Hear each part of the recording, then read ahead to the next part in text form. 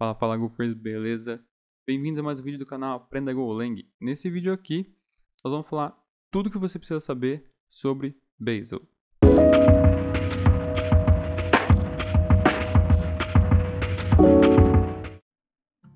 Bom, se você não me conhece, meu nome é Thiago Temporim e aqui nesse canal, assim como no blog aprendagolang.com.br, eu compartilho conhecimento sobre Go todas as semanas.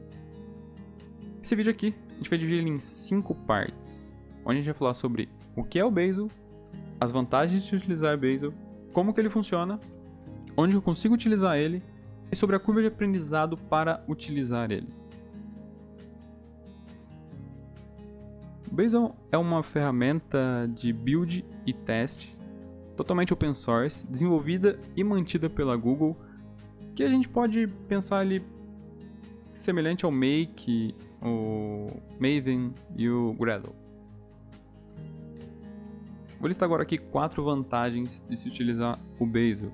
A primeira vantagem é que ele tem uma linguagem de alto nível para a parte de compilação. Então, através de descrição de propriedades ali, a gente consegue passar as informações para que ele consiga executar os nossos builds. Diferente de outras ferramentas de build, o Bazel ele trabalha com a ideia de bibliotecas, binários e scripts, conjuntos de dados, para que ele consiga fazer o nosso build. O segundo é que ele é rápido e confiável. O Bazel ele faz cache de cada uma das etapas dele para que ele possa reutilizar depois esse cache. Dessa forma, os builds são muito mais rápidos do que a maioria das outras ferramentas. Normalmente o primeiro build ele é um pouco mais lento, né? Ele vai ter que buildar tudo ali, mas a partir do segundo build a velocidade que se ganha é gigantesca. O Bazel também é multiplataforma, isso quer dizer que eu consigo rodar ele no Windows, no Mac, no Linux, e eu não tenho que ter builds específicos para ele, ok? A única coisa que ele vai, por exemplo, no caso do Go, né, que a gente consegue buildar nossa aplicação para Linux ou para Mac, esse output pode ter diferença, porque ele vai ter que fazer o cache do output, mas o cache que ele faz em cada uma das etapas, como foi na vantagem anterior, independente se eu esteja no Linux, no Mac ou no Windows, ele consegue reutilizar aquele cache. E dessa forma eu consigo ter, por exemplo, um repositório centralizado, onde eu buildo na minha máquina, que é Linux, e o cache, ao invés de ficar na minha máquina, eu envio para esse repositório remoto. Um outro desenvolvedor da minha equipe que utiliza o Windows, por exemplo, ele pode reutilizar aquele cache do último build que eu fiz para buildar na máquina dele, e isso vai acelerar o build dele. Então ele também faz, ele tem um sistema de cache remoto, né, o cache distribuído. E uma última vantagem dele é que ele é altamente escalável, conseguindo fazer build de aplicações que tem aí na casa de centenas de milhares de arquivos sem perder performance, ok? Na verdade, ganhando performance em relação a um build comum, uma ferramenta de build comum. Para a gente poder utilizar o Bazel, a gente precisa criar alguns arquivos de configuração no nosso projeto. O principal deles é o arquivo que chama Workspace, escrito tudo maiúsculo.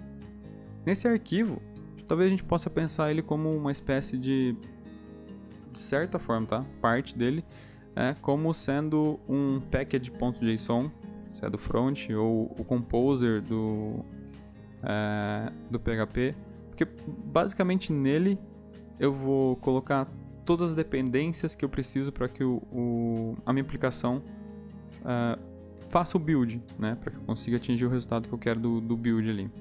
E o que isso quer dizer? Ali eu vou colocar, por exemplo, eu preciso que você faça download das regras de Go, das regras de Docker e das regras de Prototype, por exemplo. Depois, nesse mesmo arquivo, a gente chama as funções que inicializam essas bibliotecas, né, essas dependências que a gente colocou, para que ele consiga fazer o build, por exemplo, faça o build da nossa aplicação e crie depois a imagem Docker e já faça o push dela para um registry. Então a gente consegue, nesse arquivo Workspace, a gente configura todo esse ambiente, tudo que ele vai precisar ali, todas as dependências que ele vai precisar para poder fazer o build da nossa aplicação. Além desse arquivo Workspace, a gente precisa criar alguns arquivos chamados de build ou build.bazel. E o que esse arquivo faz? Esse arquivo a gente consegue criar packages dentro da nossa aplicação. Se você é do Go, basicamente dentro de cada um dos packages que a gente tem na nossa aplicação, a gente precisa de um arquivo desse. E nesse arquivo a gente vai referenciar todos os arquivos .go que a gente tem ali dentro, assim como as dependências. Então, se ele depende de um outro package nosso ou de um package externo, é nesse arquivo que a gente vai colocar essas informações.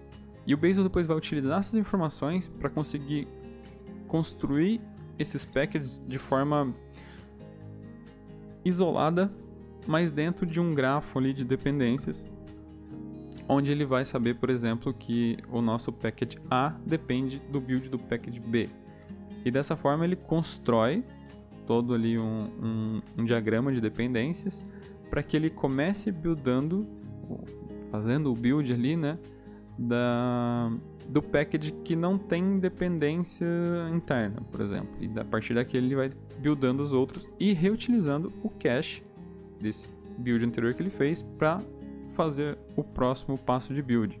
Como ele faz cache de cada um dos packages, do build de cada um dos packages que ele fez, quando a gente for fazer o build pela segunda vez da nossa aplicação, ele não vai fazer o build novamente de todos os packages. Ele vai fazer build somente daqueles que houveram alteração.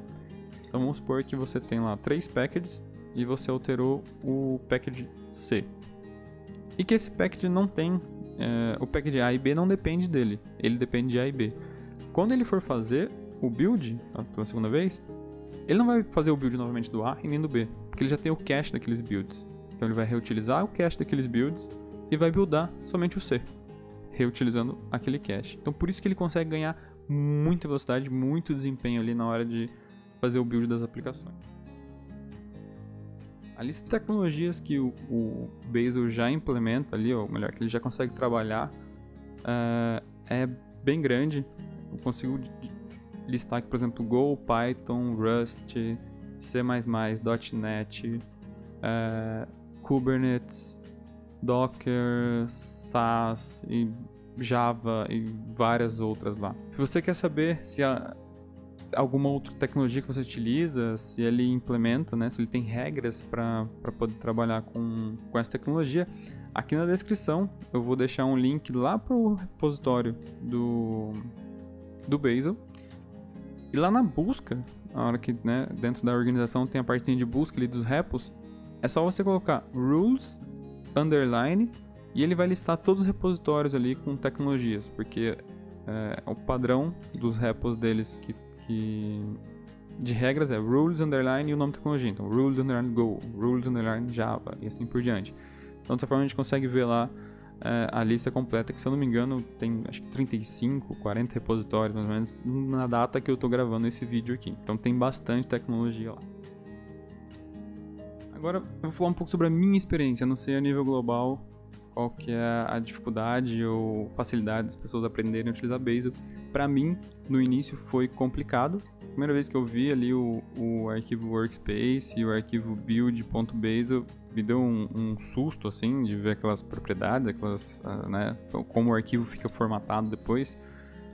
E eu fiquei tipo, como que isso funciona, não? O que isso faz? Esse medo, assim, passou depois que eu entendi o que eram aquelas coisas, né? E eu entendi isso lendo um livro chamado Core Bazel, Fast Build, alguma coisa. Vou deixar aqui na descrição o link pro livro. É um livro que está em inglês, então eu tenho pensado...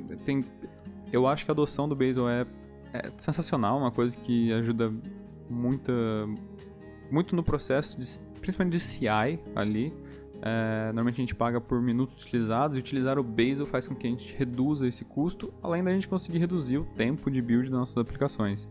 Então, assim, se vocês têm achado interessante o vídeo até aqui, deixe no comentário que vocês gostariam de saber mais sobre como o Bazel funciona internamente, e eu vou fazer uns vídeos aí com base nesse livro que eu li, mas em português, para que todo mundo tenha acesso mais fácil aqui no Brasil, enfim, em países que falam inglês, e para pessoas em países que falam português, e para pessoas que não falam inglês. Agora, enquanto vocês não me falam, se vocês querem entender um pouco mais sobre a parte interna do Bazel, Eu vou deixar aqui 2 vídeos, tá? Onde eu já estou utilizando o Bazel na prática para poder fazer build de uma aplicação e depois fazer o build da imagem Docker e o push daquela imagem para um registry, no caso aqui o Docker Hub. E é isso. Deixem nos comentários aí, falando se vocês querem saber um pouco mais sobre essa ferramenta, sobre como ela funciona por baixo dos panos. E obrigado por ter assistido e até uma próxima.